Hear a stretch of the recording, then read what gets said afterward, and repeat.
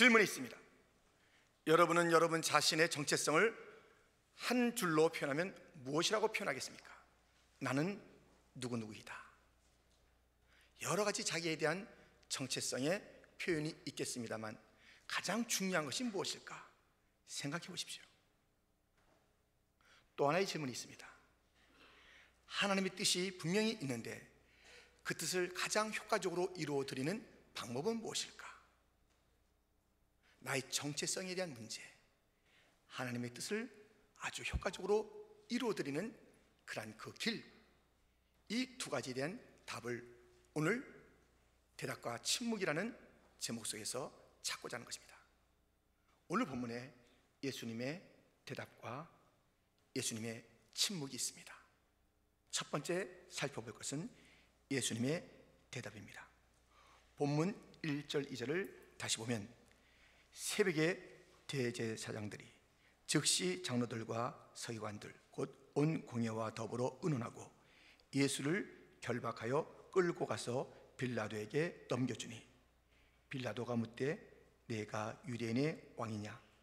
예수께서 대답하여 이르시되 내 말이 옳도다 하시매.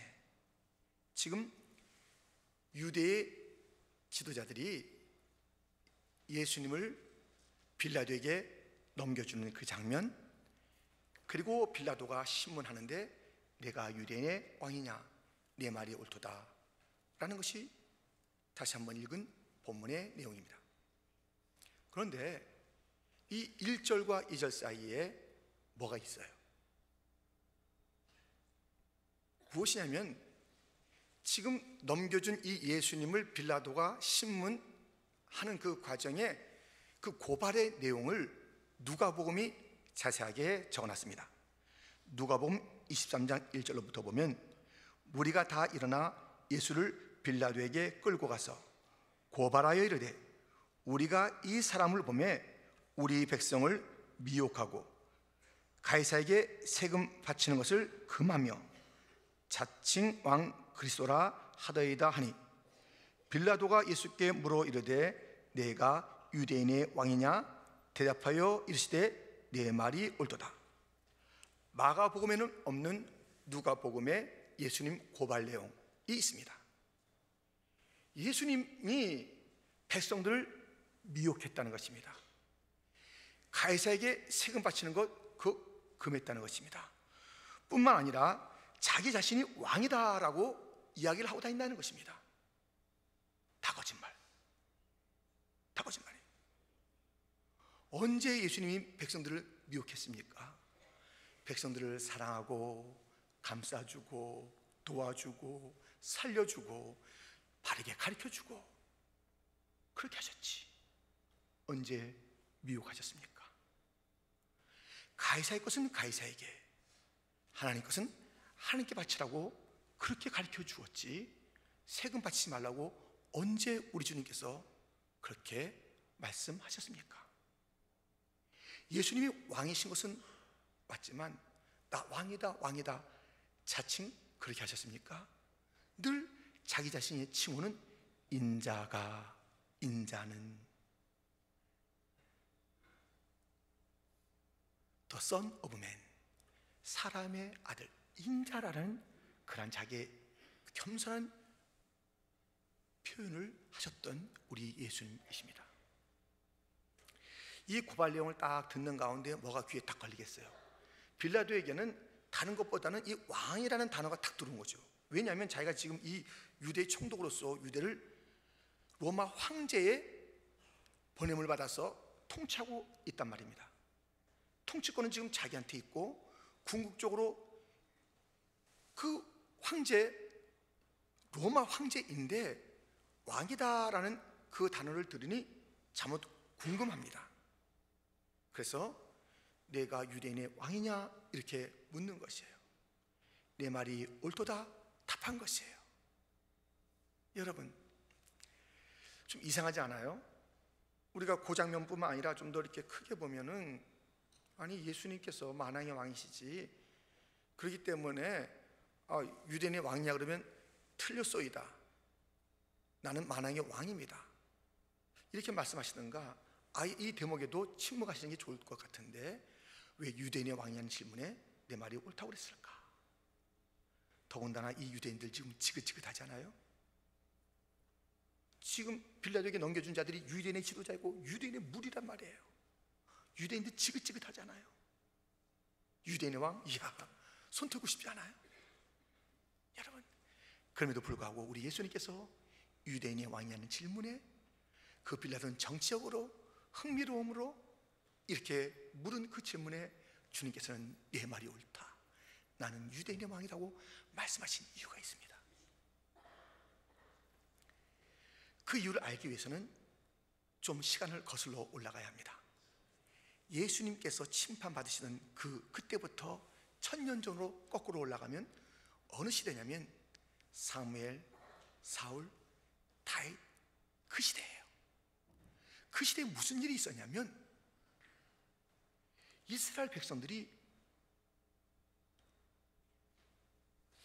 우리에게도 왕이 있어야 되겠다 그런 거예요. 이웃 나라는 다 왕이라는 이름을 가진 자들이 그 나라를 다스리며 또 군사력을 가지고 여러 가지 일들을 하는 거 보니까 참 좋은데 우린 왕이 없어요. 그러니 왕을 세워달라고 사무엘에게 요청합니다. 사무엘은 그 요청을 가지고 하나님께 갑니다. 하나님 기분 나쁘세요. 들어보세요. 사무엘상 8장 4절로부터 이스라엘 모든 장로가 모여 라마에 있는 사무엘에게 나아가서 그에게 이르되 보소서, 당신은 늙고 당신의 아들들은 당신의 행위를 따르지 아니하니 모든 나라와 같이 우리에게 왕을 세워 우리를 다스리게 하소서 한지라. 우리에게 왕을 주어 우리를 다스리게 하라 했을 때에 사무엘이 그것을 기뻐하지 아니하여 여호와께 기도하며 여호와께서 사무엘에게 이르시되 백성이 네게 한 말을 다 들으라. 이는 그들이 너를 버림이 아니요 나를 버려 자기들의 왕이 되지 못하게 함이니라. 왕이 난데 왕을 구한다고? 이스라엘의 왕은 난데 왕을 구한다는 말이냐? 그래, 그 왕을 갖도록 허락해 줘라. 그런데 그것은 나를 버린 거야. 지금 너를 버린 게 아니라 사무엘아, 너도 섭섭하구나. 너를 버린 게 아니라 나를 버린 거야. 주님께서 이 유대인들, 이 이스라엘 사람들이 진짜 왕을 버리고 세상 왕을 구하는 거예요. 그래서 어떻게 됐어요? 사울이 세워졌죠. 다윗도, 솔로몬도, 르호보암, 여로보암, 수많은 왕들이 계속 그 땅에 있었습니다. 어땠어요? 그들이 찾던 그 왕들이 그들의 기쁨과 만족과 행복과 또 안정을 주었습니까? 아니잖아요. 그 왕들을 걱정할 일이 얼마나 많았어요. 우리 왕들 어떻게 하면 좋아? 그럴 때가 얼마나 많았냐고요. 앞길을 구분하지 못하는 그런 왕들, 어디에 예배할 줄 몰라서 우상 숭배하는 그런 왕들, 자기의 탐욕을 가지고 백성들을 괴롭혔던 그런 왕들이 다 아닙니까? 어느 누구 거기서 제외돼요. 모든 그들이 원했던 왕들마다 그들에게 아픔을 주었던 왕들 아닙니까? 자기의 정욕대로 살던 자들 아닙니까? 그 유명했던 다윗도 그랬고, 솔로몬은 수많은 이방 여인들을 취하여 수많은 우상들을 가지고 그렇게 죄를 지었던 그 왕들, 다른 왕들은 말해 못합니까? 다 그렇게 그 왕들마다 그들의 마음에 아픔을 주었어요. 이 유대인들이 원했던 그 왕은 세상의 왕이며 그 왕들은 한결같이 불안전하고 탐욕의 사람이었으며 그 백성들을 괴롭히고 하나님의 뜻을 어겼던 그라는 왕들이었습니다. 그런데 그 유대인의 왕으로 주님께서 내 말이 옳다고 하신 이유가 도대체 무엇일까요? 예수님은 자기들을 버리고 나갔던 그들, 헛된 왕을 쫓아서 수많은 세월을 살았던 그들, 그들 앞에 유대인의 왕이라는 그 이름을 다시 한번 강조하는 것입니다. 그 이름이 예수님의 태어날 때부터 주어졌습니다. 마태복음 2장 1절로부터 보면 헤롯 때 예수께서 유대 베들레헴에서 나심에 동방으로부터 박사들이 예루살렘에 이르러 말하되 유대인의 왕으로 나시니가 어디 계시냐? 우리가 동방에서 그의 별을 보고 그에게 경배하러 왔노라 하니, 유대인의 왕, 그것은 예수님의 중요한 이름 중에 하나였고, 마지막 이 재판 자리에서 예수님께서 맞다, 내 말이 맞다, 나는 유대인이라 왕이라고 하신 것이, 그 못된 유대인들, 하나님을 왕으로 섬기지 않았던 그들, 그런데 그들을 이름을 다시 끌어안으면서 나는 그들의 왕이라고 말씀하신 것은 빌라도는 정치적으로 또는 궁금함으로 물어봤을지언정 우리 주님께서는 그 유대인의 왕이라는 것이 너무나도 그 가슴속에 절절하는 그 이름이었습니다. 유다야, 이스라엘아, 너희들 누구를 찾아 나섰느냐? 누가 너희의 진정한 왕이 되냐? 나다, 내가 왕이다. 나를 버리고 세상 왕을 쫓았더니 어찌 되었더냐? 그들이 너의 기쁨이 되더냐? 행복이 되더냐? 너희들의 문제를 진정으로 해결해 주더냐? 내가 너의 진정한 왕인 것을 잊지 말아라. 우리 주님께서는 배반자들을 향해서 유대인의 왕, 나의 배반자들아, 내가 다시 말하는데 내가 진짜 왕이야. 내가 다시 한번 너희를 용서하리라. 나를 버리고 세상 왕을 쫓았던 너희를 용서하리라.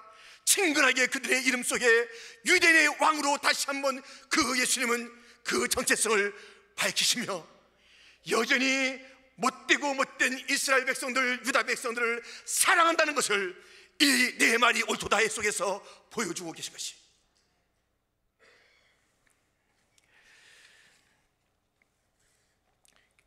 우리의 그 옛날 정체성은요, 왕을 찾는 자야. 예, 왕을 찾는 자였어요. 세상의 왕을 찾는 자요. 나에게 행복을 주는 자를 찾았던 거예요. 누가 내 인생의 중심일까? 그 왕을 찾아간 거예요. 누가 내 마음의 보좌에 앉는 게 좋을까? 그 왕을 찾는 거예요. 사람이 되기도 하고 돈이 되기도 하고 자기 자신이 되기도 하고 자기 가정의 남편이나 또 뭐 자녀가 되기도 하고, 하여튼 왕이 내 인생의 중심이 누군가고 찾아놨었던 것이 우리의 지난날의 정체성이에요. 왕을 찾는 자, 이것이 우리의 정체성이에요. 지난날의 정체성이에요. 이제 다시 새롭게 된 정체성은 무엇입니까? 왕의 사랑을 받는 자. 유대인의 왕이다, 내 말이 옳도다. 그것은 지역적으로 좁은데 머무는 그런 왕이라는 것이 맞다고 하는 게 아니에요. 지금 이 빌라도의 질문은 여러 가지를 담고 있잖아요. 그 진정한 의미를 저 하나님의 영원한 경륜부터 그 이름 속에서 헤아릴 수가 없는 이 빌라도예요. 그래서 붙여본 그 유대인의 왕이라는 그 이름 속에 내 말이 옳도다. 주님은 그 지역의 자그마한 왕으로서 만족한다는 뜻이 아니에요. 우리 주님은 이러한 이름을 갖고 있습니다. 요한계시록 19장 16절 말씀입니다. 우리 한번 같이 그 예수님에 대한 말씀을 통해서 함께 읽어보겠습니다. 그 옷과 그 다리에 이름을 쓴 것이 있으니 만왕의 왕이요 만주의 주라 하였더라. 아멘. 우리 주님은 만왕의 왕, 만주의 주지만 그때 그 이름을 교정해 준 것이 아니라 난 유대 땅의 왕이 아니라고, 만왕의 왕이야, 유대라는 그 말은 내가 지긋지긋하고 내가 듣기도 싫어 한 것이 아닙니다. 우리 주님은 여전히 만왕의 왕이시지만 그 잘못과 비참한 길을 걸었던 유대인들을 여전히 사랑한다. 그 유대인이 누굽니까? 오늘의 저와 여러분들입니다. 세상의 왕을 쫓았던 그 자들의 이름이 유대인입니다. 세상의 왕에 시달렸던 비참한 인생의 이름이 유대인입니다. 그러므로 이 물리적인 유대인뿐만 아니라 오늘의 세상 왕을 쫓았던 것이 유대 사람이며 세상의 그 왕에 신음했던 것이 유대의 사람이듯이 오늘 우리가 그 길을 걸어왔지 않습니까? 세상의 왕을 나의 왕으로 삼고 믿고 따랐지만 여전히 실망과 아픔에 그 왕의 통치와 눌림을 받았던 우리들이 아닙니까? 그런데 주님께서 다시 말씀하십니다. 나는 유대인의 왕이다. 나를 버렸던 너희들, 내가 다시 왕이라는 것을 기억하라. 나를 향해서 등을 지고 갔던 너희들아, 내가 너를 사랑한다는 것을 좀 알아다오. 내가 너희를 사랑한다. 나는 유대인의 왕이야. 나를 버린 자들의 왕이야. 나를 업신여긴 자들의 왕이야. 여러분, 우리의 이 정체성을 회복해야 합니다. 내 자신 더 이상 좀 없이 여기지 마세요. 내 자신 너무 무시하지 마세요. 내 자신의 없는 것, 내 자신의 부족함, 내 자신의 연약함, 이것이 내가 하나님 우리 주 예수님 그분의 왕의 백성이 되는데 그것이 아무 문제가 아니라니까요. 계속 나를 갖다 생각할 때 내가 이런 죄를 졌는데, 우리가 아직 죄인 되었을 때 주님께서 우리 사랑하신 것 아닙니까? 우리가 아직 연약할 때 그렇게 한 것 아닙니까? 내 자신을 막 스스로 멸시하지 마세요. 짓밟지 마세요. 내 자신에 대해서 그렇게 불만족을 더 이상 갖지 마세요. 내가 누구냐? 왕의 사랑을 받는 자, 진짜 왕의 사랑을 받는 자인 줄 믿습니다. 사랑받는 자가 나의 정체성이에요. 우리 주님이 나로 인하여 기쁨을 이기지 못하며 춤을 추시는 거예요. 내가 너로 인하여 기쁨을 이기지 못하노라며 춤을 추시는 존재가 바로 우리 된 것입니다. 그러므로 물어보세요. 예수님, 질문이 있는데요, 예수님이 저의 왕이신가요? 네 말이 옳도다. 예수님 송구한데 다시 하나 물어볼 말이 있는데요, 예수님이 저를 사랑하시나요? 네 말이 옳도다. 왜 신음하느냐? 왜 정처없이 낮아지느냐? 누가 왕이라고 쫓아지느냐? 내가 왕인 건 맞다. 내 말이 옳도다. 내 질문이 옳도다. 나를 사랑하시 맞나요? 이젠 주저하지 마세요. 맞다고 말했으니 그 왕의 품 안에 안기시기를 바랍니다. 그의 통치를 누리시기를 바랍니다. 만왕의 왕이시오 만주의 주이신, 그리고 그 모든 배반했던 자들의 다시 한번 용서해 주신 왕이신, 유대인의 왕이며 만왕의 왕이신 우리 주 예수님의 사랑을 마음껏 누리지 못하는 그 일의 핵심 원인이 누구냐? 나예요. 우리 스스로예요. 우리 스스로의 열등감과 왜곡된 사상들, 마귀가 덧뿌려놓은 그런 치졸한 생각들 때문에 내 자신을 그냥 그렇게 시시하게 살게 하는 것이에요. 우리의 왕은 예수님이십니다. 그는 다시 한번 그렇게 못됐던 유대인들을 향하여 유대인의 왕인 것을, 그렇게 못되게 살던 저와 여러분들을 향해서 내가 너희의 왕이다, 내가 너를 사랑한다 말씀하시는 그 주님을 다시 한번 기억하시면서 왕의 권세, 왕의 그 사랑, 왕의 풍성함을 마음껏 누리시는 자가 되기를 주님의 이름으로 축원드립니다. 왕이신 나의 예수님, 내가 주를 높이고 영원히 주의 이름을 성축하리이다.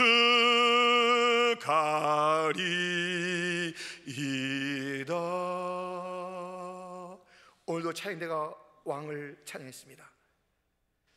우리가 대통령이나 어떤 무슨 그 가장 그날이 높은 자가 들어올 때 일어서지 않습니까? 그렇죠? 우리가 한번 다 같이 일어서 왕이신 나의 예수님을 송축했으면 좋겠습니다. 한번 그 자리에 일어나서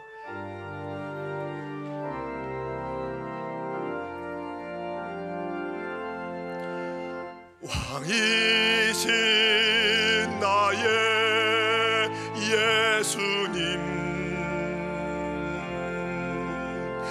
내가 주를 높이고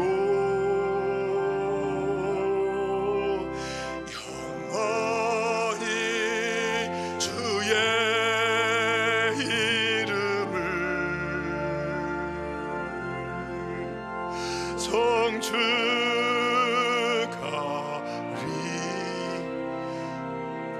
가장 극심한 경배하는 마음을 가지고 왕이신 나의 예수님, 내가 주를 높이고 영원히 주의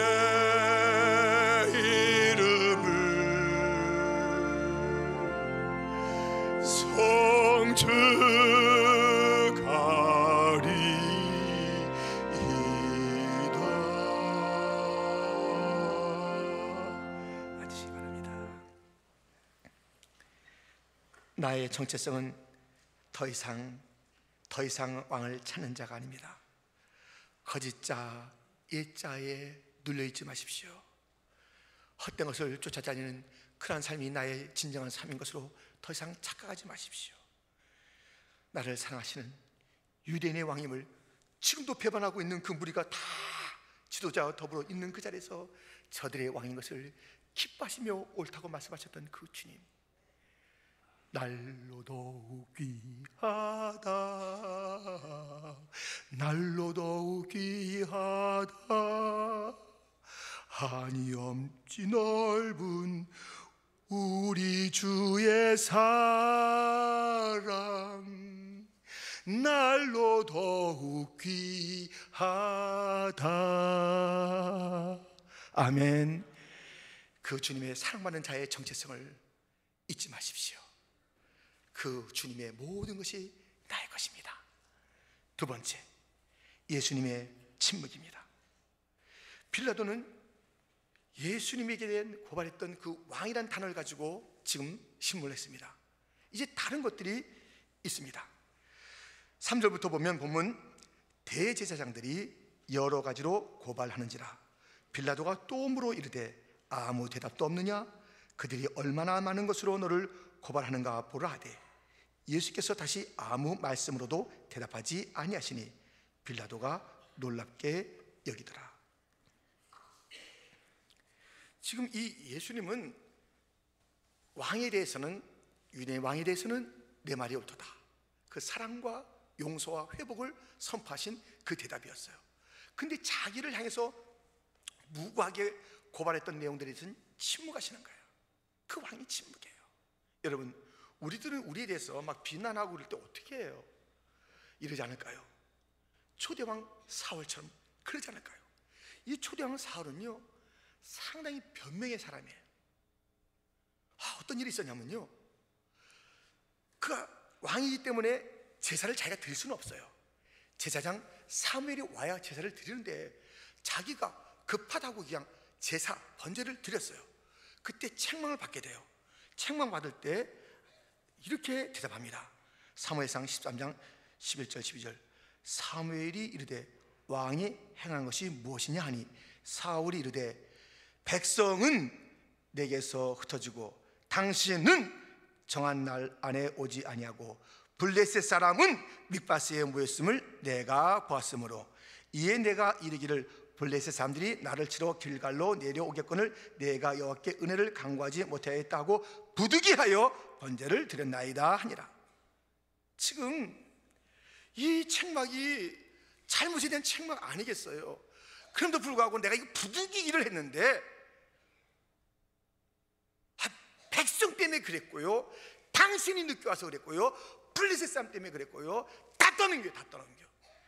잘못은 자기가 해놓고 그 잘못에 대한 지적이 있을 때 다 떠넘기는 거예요. 이 사람 때문에, 저 사람 때문에, 누구 때문에 자기가 실수를 해놓고도 당신이 여기다 물건을 갖다 놨으니까 내가 이것을 찾잖아. 당신이 왜 갖다 놨어? 갖다 놓은 것까지 찾아내는 거예요. 이 사울은 그뿐이 아니에요. 사무엘상 15장에 보면 이 아말렉을 다 진멸하고 다 죽이고 다 진멸하라는 그 주님의 명령을 받았습니다. 근데 자기 나름대로 싹싹싹 숨겨둔 게 있어요. 백성들과 함께 착착 일을 맞춰가지고 그렇게 해놨어요. 또 그것도 들통나지 않았습니까? 들통나지요. 그런데 그때 들통났을 때 아주 이래요. 아주 뭐라 그러냐면요, 저는 정말 말씀대로, 여호와의 말씀대로 순종하려고 했습니다. 그런데 저 백성들이 당신의 하나님의 말씀을 어기고 자기 하나님도 안 해요. 그렇게 얘기를 하는 거예요. 또 떠넘기는 거예요. 이 떠넘기는 것, 잠시는 감춰주고 잠시는 승리하는 것 같지만 이 진실에 대한 변명, 이 자기의 그 잘못에 대한 그런 변명은 정말 처참한 결과를 가져옵니다. 하나님의 버림바가 되는 거예요. 왕권이 이제 바뀌게 되는 것이에요. 아브라함 링컨은 이렇게 말했습니다. 비난이 사실이라면 변명할 필요가 없고 만일 비난이 허위라면 더구나 변명할 필요가 없다. 비난이 사실인데 떠넘기면 그건 이중 삼중의 죄를 짓는 거예요. 비난한 게 이게 사실인데 누구한테 떠넘기니 거짓말이며, 그러니까 몇 배의 지금 이 죄를 갖다 쌓고 있는 거예요. 비난에 변명하지 마세요. 그 비난이 사실이다, 비난이 사실이 아니에요. 비난이 사실이 아닐 경우는 그것은 이렇게 가만히 있으면 돼요. 자기가 말하는 거 입 아파요. 이 거짓은요 정말 그림자와 같아서 사라지는, 악같이 사라지는 것이에요. 진리 앞에 사라지는 것이에요. 가만히 있으면 돼요. 그런데 이 사울은요 이런 비난이 있을 때 막 변명하는 거예요. 우리가 그같지 않을까? 무슨 일이 있을 때 변명하는 거예요. 쟤 때문에, 누구 때문에, 그게 없으면 다 그 상황 때문에, 누구 때문에, 다 환경 때문에, 내가 이렇게 된 게 환경 때문이요, 내가 어린 것은 우리 아버지 잘못 만났기 때문이요, 내가 이렇게 된 것은 누가 교회 누구 때문이요, 아이고 내가 저 여자 안 만났으면, 저 남자 안 만났으면, 때문에 아담부터 그렇게 했어요. 하나님께서 주신 여자 때문에 하나님까지 비난하는 거예요. 여러분, 할 말 다 하고 못 살아요. 인생은 할 말 다 하고 못 살아요. 예, 그래서 참아야 돼요. 침묵해야 돼요. 그런데요, 이 침묵도 그냥 침묵하면 큰일 나요. 이 비난이 있을 때 그것이 뭐 사실도 있고 아닌 것도 있고 뭐 섞여서 오지 않겠어요? 뭐 침소봉대한다든가 하여튼 뭐 오해라든가 그런 게 와요. 이건 아니고 저건 아니고 갈라내기 좀 힘들 정도로 이렇게 저렇게 섞여서 온다고요. 근데 그거 다 말하지 말자니까요. 침묵해야 돼요. 근데 이 침묵도 침묵 나름이에요. 몇 년 전에 한국에 그 여자 연예인으로서 톱인 사람이 있어요. 근데 그에게 여러 가지 비난이 온 거예요. 근데 그것을 막 참는 거예요. 기자회견 해가지고 누구는요 자기한테 비난 오니까 나 뭐뭐 씨는요 비난 오니까 기자회견 했어요. 기자회견 해가지고 나에 대해서 뭐라고 하는 사람들이 있는데 하면서 유명한 그 가수 나 뭐뭐 씨는 기자회견 통해서 속 시원하게 다 얘기한 거예요. 정말 날 갖다 오해하는 거 한번 정말 하면서 뭐 몇백 명의 기자들 갖다 한 방에 슉 기자회견 통해서. 그런데 이 연예인은 그렇게 못했어요. 꽁꽁 침묵했어요. 우울증에 빠졌어요. 죽었어요. 자살했어요. 그냥 침묵하면 안 돼요. 그냥 참는 거 침묵 그게 아니에요. 우리 주님의 침묵은 그냥 꾹 참은 게 아니에요. 우울에 빠질 정도로 꾹 참는 게 아니에요. 씩씩거리며 참은 게 아니에요. 그냥 그렇게 참으면 문제가 생겨요. 누구에게나 한계가 있는데. 우리 주님은요 그 참음이 능동적인 참음이었어요. 그 비난과 그 어려움 속에서 그 하나님의 뜻을 헤아린 것이에요. 이사야 37장 7절에 보면 그가 곤욕을 당하여 괴로울 때에도 그의 입을 열지 아니하였으며 마치 도수장으로 끌려가는 어린 양과 털 깎는 자 앞에서 잠잠한 양같이 그의 입을 열지 아니하였도다. 돼지도 잡을 때 꿀꿀거리고 소도 잡을 때 음매거리지만 양을 잡을 때 가만히 있대. 가만히 있어. 그래서 피가 쭉 자기 앞으로 나갈 때까지 가만히 있어. 가만히. 우리 주님의 침묵은 자발적인 침묵이에요. 그 침묵이 주님의 뜻을 이루는 줄 알았어요. 자기가 징계를 받음으로 낭을 입고 채찍에 맞음으로 평화를 입고 자기가 침묵함으로 저 비난받을 자들이 이제 칭찬과 명성으로 바뀌어지리라. 우리 주님께서는 그 이유 있는 침묵이었다니까요. 자기를 고발했던 그 자들이 진짜 비난을 받아야 되겠지만 그들의 비난을 끝까지 참음으로 말미암아 비난 덩어리였던 그들의 올매에서 그들을 벗어나게 하시고 그들이 하나님의 아들과 딸이라는 이름을 갖게 하고 그들에게 영원한 소망을 갖게 하고 그들에게 칭찬과 명성을 돌려드리는 그 주님의 그 이유 있는 참음, 그것이 우리 주님의 침묵이었습니다. 다윗 압살롬에 의해서 도망가던 그에게 그 사울한 그 가족 중에서 시므란 자가 나타나가지고 꼴 좋다, 아들에게 쫓겨다니고 이 더럽고 비루한 자야, 저주하는 그 음성을 들려줬습니다. 그때 다윗의 휘하에 있던 군사들이 목을 베겠다고 나섭니다. 다윗은 사무엘하 16장 10절부터 이렇게 말하고 있습니다. 왕이 이르되 수르야의 아들들아, 내가 너희와 무슨 상관이 있느냐? 그가 저주하는 것은 여호와께서 그에게 다윗을 저주하라 하시미니 내가 어찌 그리하였느냐 할 자가 누구겠느냐 하고, 또 다윗이 아비새와 모든 신하들에게 이르되 내 몸에서 난 아들도 내 생명을 헤아려 하거든 하물며 이 베냐민 사람이랴. 여호와께서 그에게 명령하시니 그가 저주하게 버리더라. 혹시 여호와께서 나의 원통함을 감찰하시리니 오늘 그 저주 때문에 여호와께서 손으로 내게 갚아주시리라 하고. 침묵한 예수님처럼 침묵. 그냥 두어라. 거기에 하나님의 뜻이 있단다. 하나님께서 내게 하신 말씀이 그 가운데 있는 거야. 공연하는 것이 아니야. 예수님에게는 그 비난받을 것이 하나도 없지만 다윗은 자기가 비난받을 것이 있는 것을 알았어요. 거기에 하나님의 음성이 있다니까. 그렇지만 그들이 나에게 그렇게 공격하는 걸 그냥 참아야 돼. 주님께서 이것을 바꿔주실 거야. 그런 날이 있지 않겠느냐. 우리는 가만히 있어야 된다. 침묵하라는 건 침묵이에요. 여러분, 나를 비난하는 자에게 우리 얼마나 씩씩거립니까? 여러분, 그들에게 고마워해야 돼요. 그들이 나를 비난하는 것은 나를 잘 알지 못해서 그렇게 하는 거예요. 내가 비난받은 것이 엄청 많은데 그들은 잘 알지 못해서 요만큼만 얘기하는 거예요. 지금 요만큼만 얘기하는 거예요. 가서 인사해야 돼요. 고맙다고. 그거밖에 모르시냐고. 정말 감사하다고. 빙산에 일각이 있다는 그 얘기를 갖다가 하지는 마시고 고맙다고 해주세요. 왜 그거밖에 얘기 안 해주니까? 얼마나 우리 못됐어요. 얼마나 우리 썩었어요. 얼마나 우리 마음대로 살았던 인생이에요. 얼마나 추해요. 생각이 얼마나 정말 추합니까? 얼마나 정말 더럽고 니글거리고, 얼마나 우리의 마음속에 얼마나 뾰족뾰족이 얼마나 많은지 그걸 모르고 몇 마디 하는 거예요. 근데 그것도 못 찾아요. 그런데 실상 아니라니까요. 나 더 못됐다니까요. 그보다 천천만 배 더 못됐다니까요. 근데 그것도 못 참아요? 정말 못됐네요. 우리 그렇게 사는 거예요. 침묵해야 돼요. 그 속에서 하나님 선하십니다. 나를 이 정도 얘기케 하게 하시니 감사합니다. 이제 돌아설게요. 요때 주님께서 살짝 맛을 보여줄 때 내가 돌아설게요. 주여, 내가 돌아서라고 말씀하신 것을 맞습니다. 이것이 맞습니다. 그렇게 해야 되는 것이에요. 여러분, 이 침묵하는 것은 하나님의 일하심에 대한 신뢰입니다. 침묵하셔야 돼요. 내가 말하는 것은 내가 그 일을 갖다 좀 해결해 보겠다는 것이에요. 입술을 조심해야 돼요. 내 입술을 조심해. 입술에 파수꾼을 세워야 돼요. 좀 참으셔야 돼요. 참으셔야 돼요. 그때 막 톡 쏘내놓고 싶지만 참으셔야 돼요. 주님께서 일하실 그 공간은 내 침묵입니다. 잠잠하라, 잠잠하라. 주님을 말씀하고 있습니다. 침묵의 시간 속에 우리 주님은 멋지게 일하시는 줄 믿습니다. 우리 주님은 일하시는 거예요. 그 침묵은 마귀를 쫓겨가게 하는 것이에요. 빌라도가 막 놀래버리잖아요. 그냥 말을 갖다 하고 그러면 좀 뭐 그럴듯하죠. 내가 아니고 내가 언제 그랬냐고 이렇게 하고 그렇게 하면 그럴듯하잖아요. 그럼 그때 잊혀지는 거예요.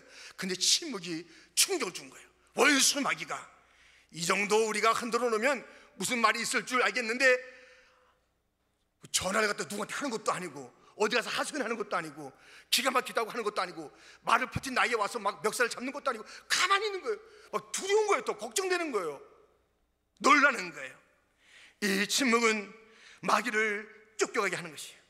이 침묵은 그 관계를 파괴하지 않는 것이에요. 그냥 속상해서 탁 하면은 몇십 년의 관계가 싹 깨지기도 해요. 우리가 그 관계를 잃을 때까지 얼마나 많은 길을 걸어왔어요. 얼마나 서로 보듬어줬어요. 얼마나 많은 식사를 했어요. 얼마나 같은 부서에서 일했어요. 얼마나 같은 집에서 같이 살았어요. 그런데 우리가 그 말 한마디를 통해서 몇십 년의 관계가 회복할 수 없을 정도로, 우리가 10년, 20년 쌓기는 어려워도 깨지는 것은 일순간 5초도 돼요. 말 한마디로 돼요. 욱 하는 말 한마디면 그건 다 끝나는 거예요. 여러분, 침묵하는 대신 모든 비난과 사람들의 모든 조롱과 멸시 가운데 침묵하는 대신 우리는 우리의 신음을 들으실 주님 앞에 얼굴을 돌리고, 나의 작은 신음에도 응답하시는 주님 앞에는 말할 수 있잖아요. 주님, 주님, 왕이신 주 앞에 얘기할 수는 있잖아요. 사람 앞에서 변명하지 맙시다. 침묵합시다. 그 비난 맞는 게 많잖아요. 아니더라도 침묵합시다. 내 침묵이 내 마음, 나의 그 영성을 살리는 것이며 하나님께 영광이 되는 것이며 그와의 관계를 갖다가 더 새롭게 만들 것이며 그 틈 바구니 속에서 멋지게 한 번 놀아볼 그 마귀가 도망가는 그 일들이 있지 않겠습니까? 그 대신 우리가 주의 얼굴을 찾읍시다. 내일부터 주의 전에 나와서 그동안 누구에게 말하지 못했던 아픔과 그 아쉬움들을 우리 주님 앞에 쏟아냅시다. 주 앞에는 말할 수 있잖아요. 주님은 다 들어주십니다. 그리고 그것은 문제가 없어요. 문제가 없어요. 사람 앞에서 외치는 것은 문제가 10개, 100개 나타나지만 주님 앞에 말하는 것은 문제가 없고 문제가 해결된답니다. 그래서 우리 이 침묵은 하나님의 뜻을 이루는 수예요. 그 실이에요. 침묵의 실이 이어질 때 요셉이 형들에게 모함받고 팔려가고 또 보디발 집에서 감옥에서 침묵으로 이어졌던 그의 인생은 주님께서 보배같이 쫙 이어서 총리 자리에 이르게 하고 선으로 바꾸며 하나님의 구속의 역사를 이루는 놀라운 침묵이었습니다. 침묵, 이것이 가장 하나님의 뜻을 아름답게 이루는 방법이랍니다. 내 정체성, 나는 진짜 왕의 사랑받는 자,